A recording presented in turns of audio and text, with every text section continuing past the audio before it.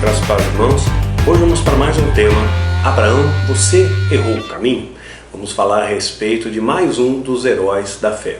Antes, eu não posso deixar de agradecer essa camisa que eu ganhei. Muito obrigado à família, né, que me presenteou, que tem uma loja de roupas, né, no Paraná. Então obrigado, viu, pelo carinho de vocês. Serviu muito bem a camiseta também no Micael, na minha esposa também, Isabela. Obrigado pela atenção, pelo carinho de vocês. Que Deus abençoe cada um de vocês também. Também quero aproveitar o ensejo e compartilhar que nasceu mais um filho. Na verdade, esse filho renasceu. Ele está sendo relançado, né, agora pela Ágape, o Catedral das Sombras.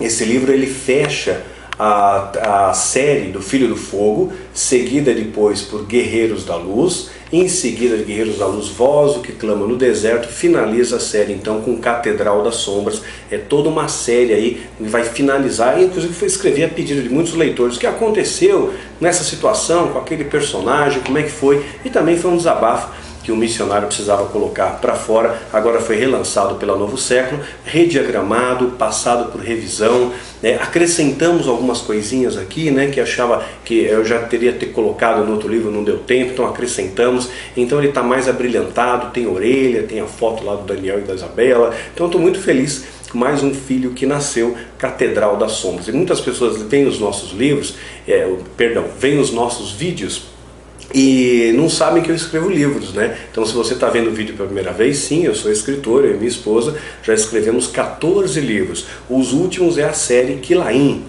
Nefilim e Icarim. Icarim vai ser lançado em outubro ou novembro aqui desse ano de 2015. Vai fechar então essa trilogia, um romance de ficção, onde eu, protegido agora pela ficção, fui um pouquinho mais longe para falar sobre as astutas ciladas do diabo, mas também, claro, falando do amor, da graça de Deus, que é imensurável, né? Quero iniciar hoje com uma alegoria para você. Havia uma história que havia uma fazenda, um cavalo muito velho, e esse cavalo muito idoso, velho já, ele perdeu a visão, ele ficou cego. Então o proprietário, em vez de sacrificar o cavalo, em vez de matar aquele cavalo, ele coloca um cavalo mais novo para ficar junto com o cavalo mais velho. Esse cavalo mais jovem tinha um sino no pescoço. Então quando ele saía para o pasto, para comer lá, para pastar, né, o cavalo mais velho escutava o sino e seguia o mais jovem. Quando era o final do dia, né, e o proprietário chamava os cavalos para irem lá para a casinha deles, né, eu esqueci o nome agora, para a casinha deles, né, o cavalo mais jovem vinha, balançava o sino e o mais velho ia seguindo. E o mais jovem até parava muitas vezes para aguardar o mais velho chegar, o cego. Então ele cuidou daquilo ali. Então Deus, ele faz a mesma coisa com você, faz isso comigo. Seja Deus, ele usa as nossas vidas, ele nos dá graça, nos dá amor, independente muitas vezes das nossas falhas. Deus, ele não te descarta. Daniel, eu já não tenho mais jeito, eu já não tenho mais idade. Deus não te descarta, Deus sempre vai te usar, Deus sempre vai te honrar. Enquanto tem vida, tem um plano de Deus para você. Se a sua vida acabar, o propósito dele acabou. Mas enquanto a vida há esperança, enquanto você está vivendo, enquanto seu coração está batendo, meu irmão, minha irmã, Deus tem um propósito para você. E muitas vezes Deus permite que você chegue lá no fundo do poço para ter um encontro com Ele. Então existem duas maneiras de você se encontrar com Deus. É por amor ou pela dor, né? Em 1 Timóteo 1,7, segunda epístola de Timóteo 1,7 diz assim: porque Deus não nos deu espírito de temor, mas de fortaleza, de amor e de moderação. E essa palavra de moderação, de equilíbrio que a gente precisa ter, que hoje está faltando em nosso meio. A gente vê tantos extremismos, né, que o povo carece de uma palavra equilibrada, de uma palavra sóbria. Paulo diz: sede sóbrios, né, vigiai e orai.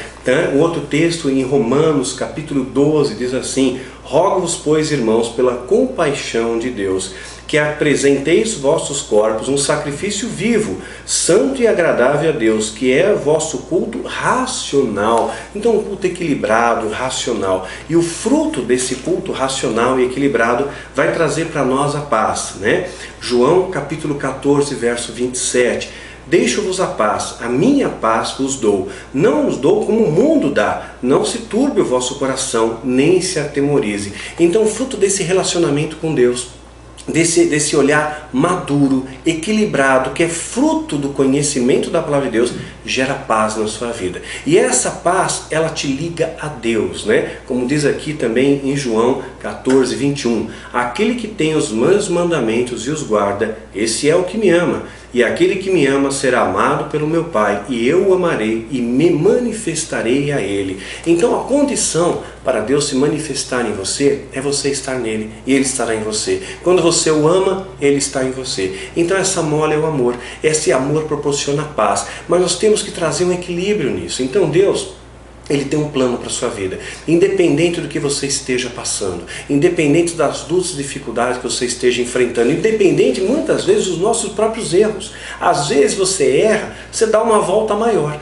Né? Como a geração de Josué acabou entrando ali na terra prometida. Josué acabou entrando, mas olha quanto, né, que eles tiveram, quantas lutas eles passaram, quantas privações passaram. Então Deus, ele tem um plano perfeito para você, né? Então você pode receber essa vida em abundância plena e pode muitas vezes ser subtraído dela, né? Deus, o amor dele vai te alcançar onde quer que você esteja, porém você pode ser subtraído da paz, você pode ser subtraído dessa vida em abundância. Lembra a geração de Moisés? Pereceu no deserto.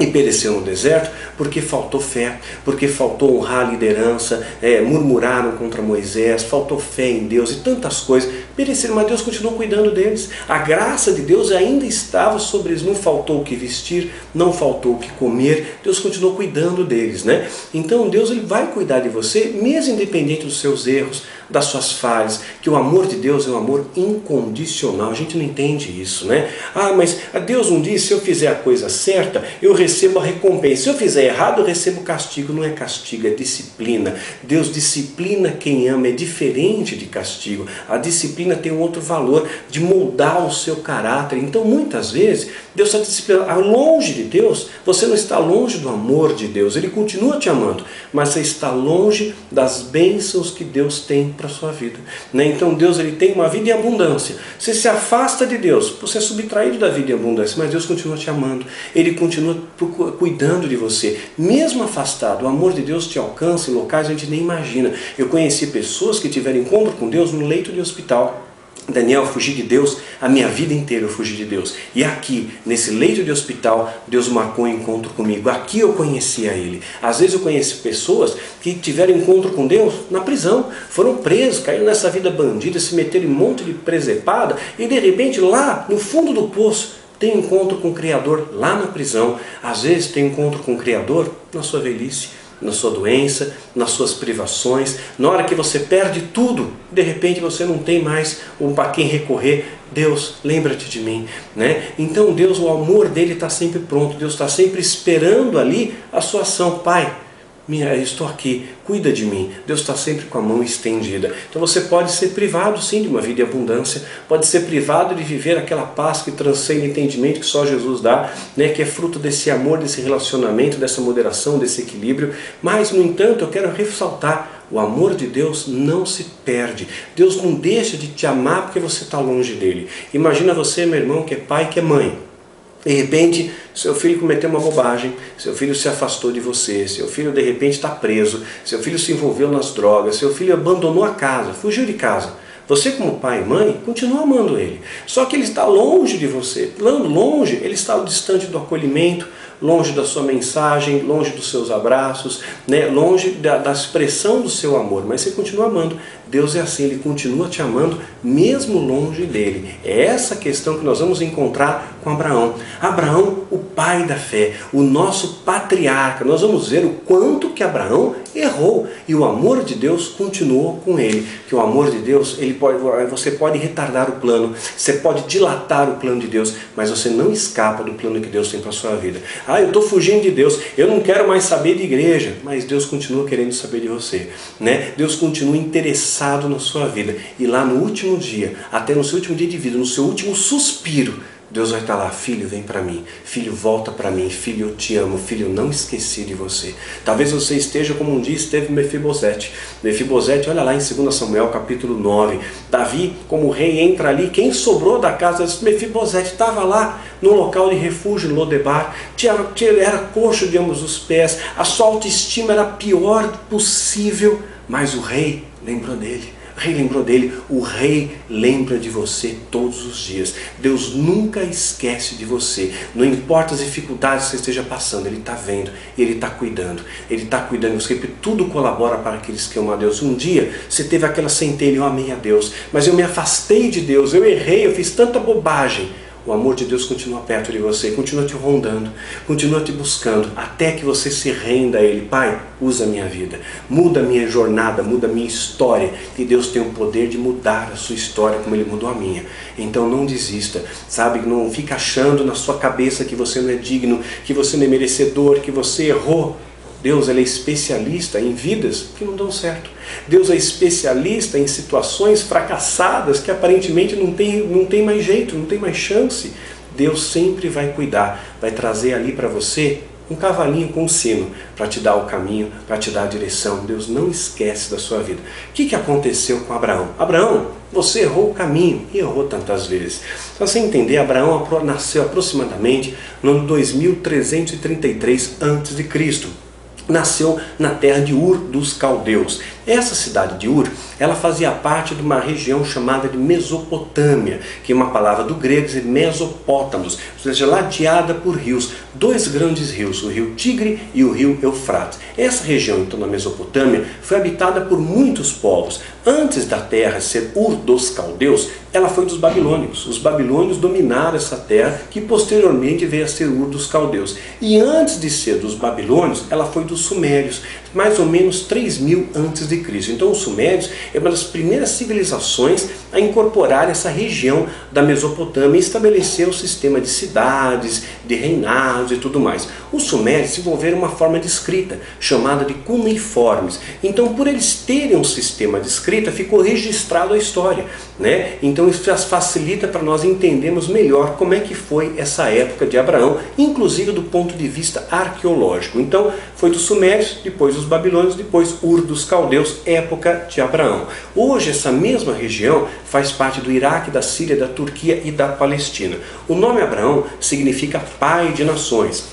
Mas Deus mudou o nome dele, né? Assim como Deus mudou o meu nome, como mudou o nome de Jacó, passa a ser Israel. O próprio Barnabé, o nome de Barnabé antes era José, né? O meu nome de batismo que meus pais escolheram é Marcelo. Isso não é segredo, já está em vídeos, isso um vídeo inclusive chamado Making Off do Filho do Fogo. Você que leu o Filho do Fogo, ou que leu a série, quer conhecer os locais, os bastidores, tem um vídeo no nosso canal do YouTube chamado Making Off do Filho do Fogo, e nós filmamos alguns locais narrados nos livros, né?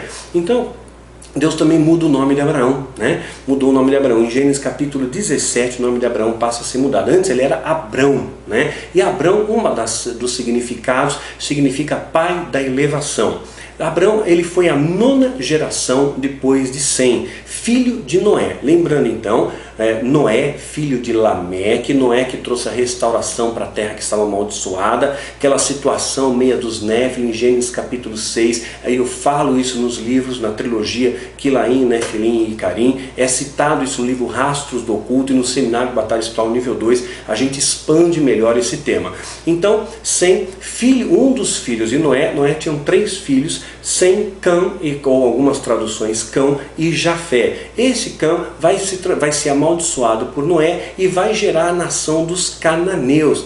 Então a gente vai entender melhor isso, eu explico melhor esse detalhe em outros vídeos, mas não é o mais importante para nós. Então Abraão vai ser a 9ª geração de um dos filhos de Noé, de Sem. Noé vai viver 950 anos, apenas lembrando, ele vai entrar na arca aos 600 anos e ainda viverá mais 350 anos depois do dilúvio, como viviam bastante, né? E a primeira coisa que Noé faz, quando a arca para, ele desce e planta uma vinha. Planta ali um vinhedo e faz uva, faz vinho da uva. E o que acontece? Ele toma um porre, fica bêbado Noé, né? Primeiro porre registrado na história.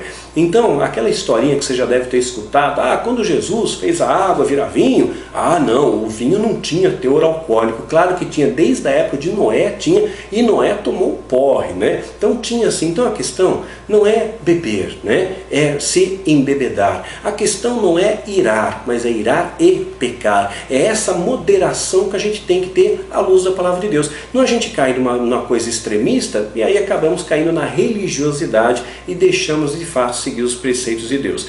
Quer ver outras coisas curiosas? Né? Na Bíblia, aparentemente, nós vemos algumas coisas estranhas. Então é muito importante você entender o contexto. Estou colocando isso para emoldurar algo que mais adiante a gente vai encaixar com a história de Abraão. Sabia que Isaías, o profeta Isaías, o Isaías é um dos profetas maiores. Isaías é cara, hein? Isaías pregou pelado? Pegou pelado, no peladão da Silva. E a Bíblia conta isso. Claro que isso daí não é pauta para um culto, né? Nenhum pastor vai dizer, hoje nós vamos falar da pregação profética de Isaías pelado, né? Não vai falar uma coisa dessa no culto porque não pega bem. Mas ele pregou pelado. Isaías 20, capítulo 20, versículo de 1 a 4.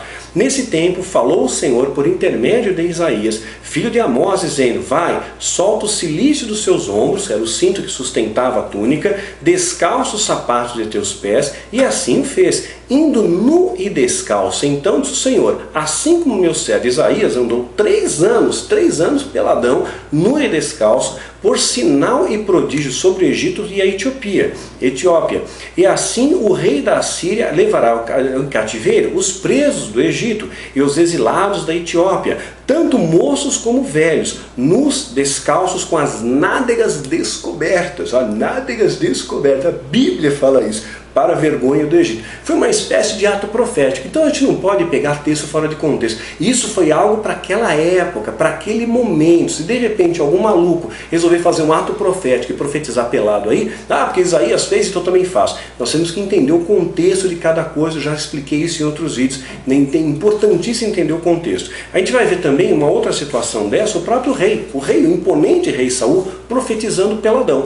Né? Vai estar em 1 Samuel, capítulo 19, verso 24. Ele também despiu as suas vestes e profetizou diante de Samuel, e esteve nu por terra todo aquele dia e toda aquela noite. Por isso ele diz, ele está também Saul entre os profetas. Quer dizer, Saul ele não entrou entre os profetas. Saul, tá? Ele era rei, não dá para ser rei e sacerdote, fez bobagem, já contou a história, mas ele também ficou pelado no chão profetizando. Agora, e Davi estava vendo isso. Estava escondido vendo essa situação. Imagina lá, um rei que queria perseguir ele, caído no chão, pelado, batendo palma, rolando ali. Falei, pô, que coisa estranha, né? Esse cara veio pegar ele meio maluco, né? Então temos que entender o contexto de cada situação. Você não pode pegar texto fora de contexto. Por isso é importante conhecer a palavra de Deus. Quer ver um outro texto que parece estranho? 2 Reis, capítulo 2, também não se fala desse texto em cultos, né? 2 Reis, capítulo 2, versículos 23 e 24, falando de Eliseu. Eliseu que recebeu a porção dobrada do profeta Elias, né? Então subiu dali a Betel, subindo ele pelo caminho, uns meninos saíram da cidade, zombavam dele, e diziam, sobe calvo, porque ele era careca. Nos diziam, já esse é o carequinha. Chamaram o profeta de Deus de carequinha, né? E virando-se ele para trás, viu e os amaldiçoou no nome do Senhor. Então 2 ursas saíram do bosque e despedaçaram 42 daqueles meninos. Puxa vida, que ato extremo. Chamaram o cara de careca, ele manda a ursa para cima e mata as crianças. Nós temos que entender o contexto. O profeta merecia ser honrado. A palavra de Deus é para você honrar os profetas, respeitar os profetas. E aquilo ali serviu de exemplo para o contexto da época, para que as pessoas olhassem para Eliseu realmente com respeito e não com zombaria. Não se zomba do homem de Deus. Ai daquele que mexe na menina dos olhos de Deus. Ai daquele que afronta um homem de Deus. Verdadeiro, legítimo, tá? Não estamos falando aqui o falso profeta, né? Porque às vezes você tem que até dar nome aos bois. Paulo falava, Alexandre Latueira, ele deu nome aos bois, né? Eu prefiro não falar nomes, me reporto mais contra a atitude do que aos nomes. Mateus capítulo 10, 41 a 42, olha só como o profeta deve ser tratado. Quem recebe um profeta na qualidade de profeta, ou seja, um homem de Deus legítimo, né? Receberá galardão de profeta. E quem recebe um justo na qualidade de justo, receberá galardão de justo. Ou seja, se você honra um homem de Deus, Deus vai te honrar. É essa questão que a Bíblia está nos ensinando, né? E qualquer que eu tiver dado só que seja um copo de água fria a um desses pequeninos, em nome de discípulo, em verdade vos digo que de modo algum perderá seu galardão. Então olha só, medita nessa questão, você já recebe um galardão especial de Deus pelo fato de você simplesmente dar um copo de água fria a um homem de Deus. Agora medita nisso, imagina se de repente você dá um chocolate para o homem de Deus. Puxa, que galardão, hein? Você vai ter assim um espaço especial aí no céu, né? Medita a respeito. Brincando, tá? Não precisa levar isso a sério não, né? Mas se quiser presentear com chocolate, embora esteja de dieta, né? Aliás, aquela dieta do trigo, que eu falei no outro vídeo, né, sobre alimentos contaminados. Gente, que difícil, é impossível que fique viver sem trigo. Isso é humanamente impossível, né? Você ficar sem pão, sem chocolate, é muito difícil. Eu consegui diminuir, mas ficar sem não dá não. Realmente é um desafio enorme. Teve uma pessoa que disse que conseguiu, mas é muito difícil. Você lê o livro Barriga de Trigo, dá maior medo, né? De ver, poxa, você fica aterrorizado. Aí você fica sem comer trigo por uns 2 dias, depois você esquece. Depois você esquece, fica feliz comendo pão de novo. Mas enfim, só colocando aí. Bom, então, o pai de Abraão foi um homem chamado Terá. Pai de Abraão foi um nome chamado Terá. Terá teve mais 2 filhos além de Abraão. Teve Naor e teve Harã. 2 filhos além de Abraão. Harã, irmão de Abraão, ele morreu cedo. E ele deixa então o seu filho Ló aos cuidados de Abraão. Então Ló, lembra Ló, Sodoma e Gomorra, aquele que os anjos visitaram na casa? Ló então era sobrinho de Abraão. Vamos entender um pouco essa genealogia, né? E aí o que acontece? Deus ele diz então para Abraão sair da terra de Ur, dos caldeus, e ele vai seguir para uma cidade chamada Harã. Depois de lá ele vai passar para Canaã, mais ou menos a 650 quilômetros de Harã. Ele, sua esposa Sara e o seu sobrinho. Ele já cometeu um erro aqui. Deus falou, sai da sua cidade, larga a tua parentela, né? Lá, Gênesis capítulo 12. Ó, até lá para a gente ver junto. Ó. Gênesis capítulo 12. Ora, o Senhor disse a Abraão, sai-te da terra, Abrão, aqui é Abraão, tá? Ele não era Abraão ainda, Abrão. Ele só vai ser Abraão no capítulo 17. Ora, o Senhor disse a Abrão, sai da tua terra e da tua parentela, da casa de teu pai, e para a terra que eu te mostrarei, e fartarei com grande nação, e abençoarei e tudo mais. Então a direção de Deus, larga a tua parentela. Ele não largou, levou Ló junto. Primeiro erro de Abraão, levou Ló junto. Larga a parentela, ele não largou. Ele foi com a sua esposa, mas levou o seu sobrinho, né? Primeira coisa. Aí durante a jornada eles vão parar em Siquém, vão parar em Betel, chegam a Neguebe, só que aí tem uma crise de fome e eles acabam partindo para o Egito. Quando ele chega no Egito, Sara, né, esposa de Abraão, era uma mulher muito bonita, muito bela, né? E aquilo ali chamava a atenção de Faraó. Faraó pegava as mulheres bonitas para ele, né? E aí de repente então, para que aquilo não acontecesse, Abraão pega e fala para Sara, olha, faz o seguinte, diz que você é minha irmã. Então ele mente dizendo que ela é irmã, incentiva a esposa a mentir também. Abraão, pai da fé, mentiu. Segundo erro, larga a tua parentela, levou Ló. Depois mentiu, falando que a Sara era irmã dele. Só que aí o que acontece? Na casa de Faraó, ele acaba tomando a mulher ali de Abraão, tem muitas pragas, começa a vir muitas pragas. Ele começa a atribuir a mulher. Poxa, estava tudo na paz aqui, essa mulher botou o pé aqui, só deu problema, né? Ficou preocupado, então ele fica sabendo que Sara tinha marido. Ele vai lá e exorta Abraão. Olha só lá, Abraão, que papelão que você fez. Você veio mentir para mim, dizer que era tua irmã. Só que agora trouxe um monte de praga, tu amaldiçoou a minha casa, né? Abraão foi exortado pelo Faraó. É o ímpio exortando o justo. Já aconteceu isso com você? Alguém que não é crente perto de você, trabalha com você, estuda com você, seu vizinho, e diz às vezes para você, pô cara, você não é crente? Pô moça, você não é crente, você não é de Deus, você está fazendo isso, você está mentindo, você está roubando, você está vendo coisa pornográfica na internet, você usa droga, você age dessa maneira, né? Às vezes o mundo te exorta, Deus usa até as mulas, né, para falar com você, usa as pessoas, usa até as pedras para falar com você.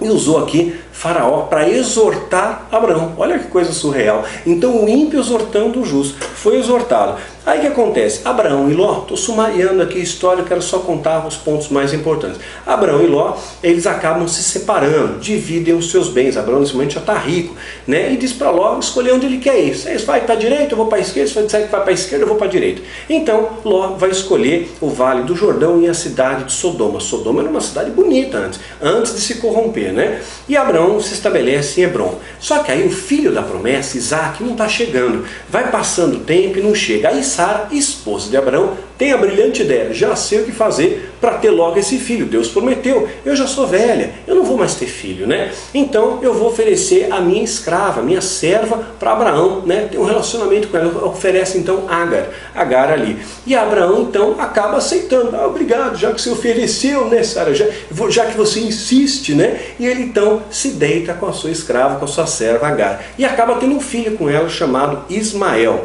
Só que isso desperta o lado negro da serva, né? Entrou orgulho nela agora. Eu dei filho para Abraão e você, que é a esposa legítima, não deu. E aquilo começou uma briga entre as duas, começaram a ter uma série de circunstâncias. Aí Deus chama Abraão e estabelece um pacto com ele. Aí sim, em Gênesis capítulo 17, ele vai mudar o nome de Abraão, né? De Abrão vira Abraão, pai de nações, estabelece um pacto, estabelece um sinal, que é a aliança desse pacto, que é a circuncisão, né? Então ele vai circuncidar, Abraão vai ser circuncidado, né, aos 99 anos, e aí o seu filho Ismael, nessa época já tinha 13 anos, vai ser circuncidado também, mas a lei era que fosse a circuncisão ao 8º dia. Aqui, como a lei veio depois, então Abraão foi circuncidado com 99 anos, já está velhinho, 99 anos. Aí o que acontece? Os anjos aparecem para eles, preparam um banquete, e esses anjos dizem ali que eles vão ter um filho, né? Só que Sara escuta e vai rir para si mesma. Imagina ter um filho. O homem já está velho, naquela época não tinha Viagra, não tinha nada, né? Não tinha nenhum chazinho afrodisíaco ali. Abraão já não estava mais com muita energia, já estava velha, Sara também, não tem mais jeito. Só que aí, né, Abraão, aquela promessa ficou ali e a Sara ri. Ela não acredita que aquilo vai acontecer. O tempo vai passando.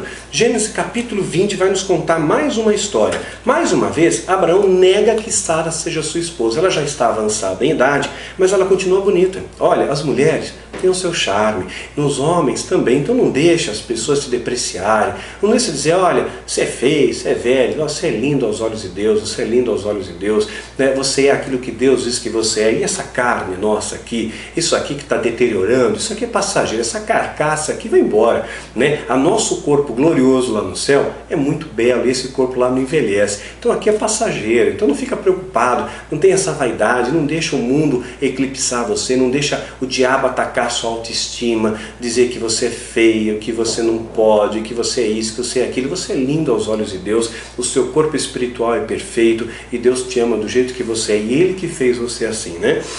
Então, olha o que vai acontecer. Gênesis capítulo 20, mais uma vez, Abraão vai negar que Sara é sua esposa. Deus não aprendeu com a história de Faraó, ele vai negar mais uma vez que Sara é sua esposa. Números 23, 19 diz que Deus é contra a mentira. Deus não é homem para que minta, nem filho do homem para que se arrependa. Porventura, tendo ele dito, não o fará, e havendo falado, não o cumprirá. Então Deus não gosta de mentira. Só que aí Abimeleque, era um rei, achando que Sara era irmã de Abraão, né? De novo Abraão fala que Sara já não aprendeu com o Faraó, repetiu o mesmo erro, foi reincidente no erro, e vai lá e fala o seguinte, não, é minha irmã. Aí o rei Abimeleque toma Sara, né, para ter como esposa. Na época os reis tinham seus haréns, só que aí o rei não consegue ter nada com Sara, sabe? Deus intervém ali, ele acaba dormindo tal, não conseguiu ter nada, só que ele tem sonhos, e no sonho Deus acaba falando com o ímpio, dizendo, essa mulher tem marido. E aí de novo, o ímpio adverte o justo. Mais uma vez Abraão mentiu, e mais uma vez ele é advertido. Pô, que presepada que você faz aí, Abraão. Olha lá, você veio falar que era tua irmã, e olha a situação. Está lá em Gênesis capítulo 20. Olha aqui, ó. Partiu Abraão dali para a terra do sul e habitou entre Gades e Sur, e peregrinou em Gerar. E havendo Abraão dito de Sara, sua mulher, é minha irmã, enviou Abimeleque, o rei de Gerar, e tomou a Sara. Então aqui nós vamos observar, mas o que ele enganou. Mais uma vez ele enganou ali, ele mentiu de novo, e mais uma vez o rei adverte ali, ele é advertido mais uma vez, de que Sara, mesmo avançada em idade, era bela, era desejada, né? Aí por fim Sara já está com aproximadamente 100 anos e vai dar luz a Isaac, que vai ser circuncidado ao 8º dia, conforme a aliança que Deus estabeleceu. Então o Deus de Abraão, de Isaac e Jacó, Isaac filho da promessa, filho de Abraão. Só que aí vai passar por mais uma prova de Deus. Mais uma prova vai passar. Ele é pedido para matar o seu filho, né? E ele vai e obedece isso daí. Gente, isso foi uma prova de fogo. Então às vezes Deus pede para você matar alguma coisa que está incomodando a Deus. Matar um sentimento lascível, matar uma falta de perdão para que você tenha capacidade de perdoar. Deus vai pedir o seu Isaac. Às vezes o seu Isaac é o carro, está toda hora polindo. Às vezes o Isaac é o seu cargo na empresa. Eu sou o cargo, eu sou líder, eu sou chefe, eu sou presidente, né? Eu sou líder do ministério XYZ.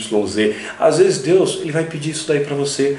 Uma vez eu conheci um levita, Ele estava passando por uma situação muito complicada, né, assim, na vida dele, pessoal dele, estava com muitos problemas familiares. Eu falei, meu irmão, se afasta um pouco do altar, sabe, você está contaminando o altar, você está cheio de porcaria no coração, fazendo um monte de bobagem, então se afasta, Deus vai tratar você. Soldado ferido num combate, ele respondeu para Daniel, mas eu sou líder, eu gosto de ser líder, eu gosto de estar lá no altar, porque as pessoas olham para mim, e quando eu canto as pessoas choram e se emocionam, mas aquilo ali era tudo técnica que ele utilizava, era técnica musical, era técnica oratória, era neurolinguística, ele estava manipulando as pessoas, e ele tinha orgulho disso, de saber que quando ele falava, as pessoas choravam e caíam, aquilo que ele orquestrava acontecia. Quer dizer, era o Isaac dele, era o cargo, né? E às vezes Deus vai pedir para você o seu cargo, Deus às vezes vai pedir para você alguma coisa que vem trazendo orgulho ao seu coração. O orgulho precede a queda, você vai derrubar. E o Isaac ali foi entregue, e Abraão entregou e Deus proveu. Deus viu a fé de Abraão, e às vezes Deus só quer ver sua fé, né? Eu acho que aquele momento quando Jesus ele fala com aquele jovem rico, vende tudo que você tem e dá aos pobres.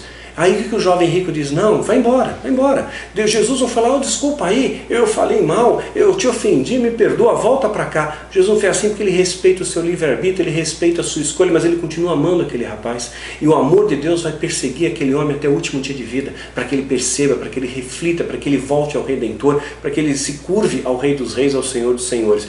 Mas ele era muito rico, era o Isaac dele. Então entrega, né? Não entrega, porque eu tenho dinheiro, eu tenho isso aqui, é meu, esse meu. Não é nada, isso tudo é passageiro aqui. Você vai morrer amanhã, o que vai acontecer? Tudo isso aqui vai ficar aí para o mundo, né? Então você use os seus recursos para abençoar o reino, use os seus talentos, use o seu tempo em prol de Deus, dá o melhor, né? Não fica guardando. Tem muitos Isaques em nosso meio, né? Então o Isaac daquele rapaz era o dinheiro. Acho que o seu rapaz está bom, Senhor, eu vendo. Talvez Jesus nem pedisse para ele vender tudo, como ele fez aqui com Abraão. Não precisou matar o filho Isaac, né?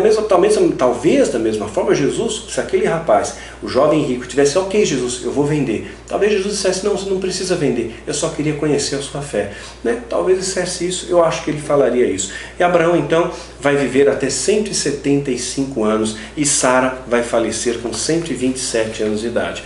O que nós aprendemos disso, né? Que Deus, o plano de Deus, ele se cumpriu na vida de Abraão.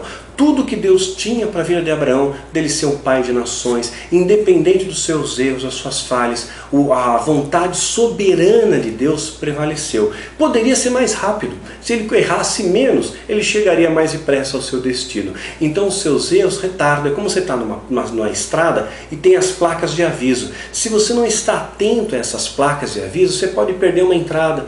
E de repente você vai ter que ir lá embaixo fazer um retorno para voltar, né? Então pode deixar você mais tempo no deserto, mais tempo na caverna, mais tempo na provação. Você quer sair logo desse deserto? Obedeça a Deus. Você quer realmente sair logo dessa caverna, desse momento, desse poço de aflição que você está? Obedeça, se renda a Ele, Senhor. Qual é a tua vontade para a minha vida? O que o Senhor tem para mim? Né? Me mostra, fala comigo e eu vou te obedecer. E se Deus falar, você obedece. Você não questiona. Tem algum Isaac para entregar? Entrega. Né? Olha, tem um compromisso com a verdade, não minta. A gente fica mentindo para tentar maquiar as coisas. E uma mentira gera outra mentira. Aí agora eu conheço pessoas que estão tão enredadas em teias de mentira, que tem medo agora de falar a verdade, que a vida virou uma mentira, uma vida de fachada. Diz que é crente, mas em casa está cheio de problema. Diz que é crente, mas tem um monte de atitude que é incompatível com o Evangelho, porque já tem medo de confrontar a verdade. Seja humilde diante de Deus. Senhor, eu errei. Senhor, eu falhei. Me perdoa.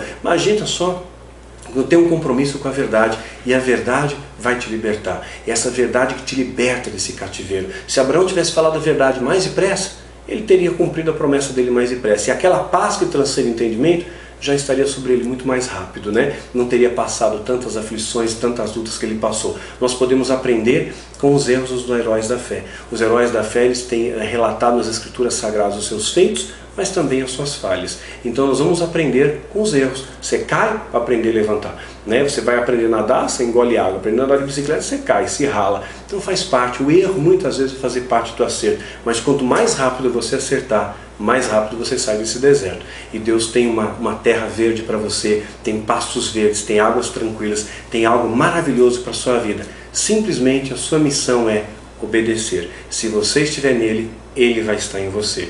né? Eu quero finalizar com um texto aqui que Jesus está ensinando aos fariseus da sua época, né? Lucas capítulo 16, verso 13. Nenhum servo pode servir dois senhores, porque ou há de odiar um e amar o outro, ou há de chegar a um e desprezar o outro. Você não pode ter dois deuses na sua vida. Ou é Deus que vai guiar a sua vida, ou é o Deus material, ou é o querer. Você não tem a opção. Eu não posso ser filho de Deus e ao mesmo tempo amar esse mundo, porque esse mundo é odiado pelo diabo. O diabo jaz nesse mundo. Não estou dizendo para você não ter sonhos. Então não vou comprar minha casa própria, não vou comprar carro. Não é isso. É para onde está o seu tesouro, ali está o seu coração. Para que isso não seja o Isaac na sua vida, para que isso não seja a sua motivação de vida, para que você não esteja preso a essas coisas, porque a grande parte das nossas frustrações, elas são resultado da nossa autoexpectativa. Então você começa a querer as coisas, e se eu perder esse carro, se eu perder esse cargo, o meu mundo acaba. Né? Mas Deus continua com você, você pode estar no fundo do poço, Deus te alcança, e aí continua. Não há onde chegar a um desprezar o outro. Não podereis servir a Deus e a Mamon. Quem é Mamon? É o príncipe desse mundo. É dinheiro, é poder, é fama, é glamour. Então se você quer mais isso do que ser amado por Deus, você não vai andar na terra como cidadão dos céus. Você não vai desfrutar da paz que transcende entendimento. Não vai ter a vida em abundância, né? O amor de Deus continua te amando. Ele continua querendo melhor, até o seu último suspiro Deus vai estar insistindo do teu lado, vem para mim filho, vem para mim. O amor de Deus alcançou até aquela geração de Noé, foi lá no Hades, pregou para os espíritos em prisão. O amor de Deus é tremendo, né? Mas você pode ser privado da vida e abundância, da paz que transcende entendimento. E os fariseus, que eram avarentos, ouviram todas essas coisas e zombaram deles. Talvez você já tenha sido zombado das pessoas. E as pessoas que estão presas nesse mundo não entendem quando você não está mais nesse mundo. Zombam de você, riem de você, tripudiam de você.